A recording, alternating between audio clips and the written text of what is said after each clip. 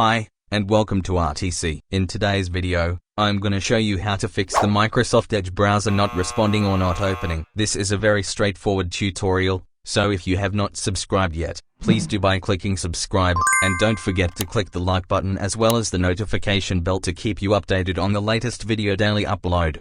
And also, don't forget to share this video with your friends and relatives. So let's get started. First, right-click the Windows logo and click Settings.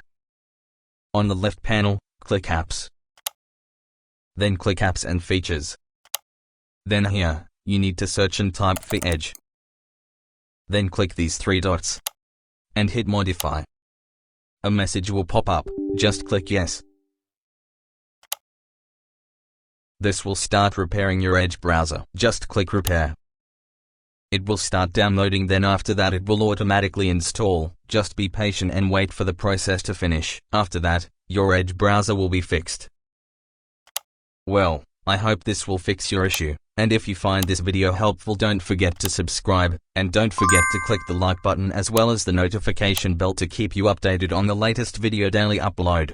Again, this is Randy from RTC, and I will see you in the next video.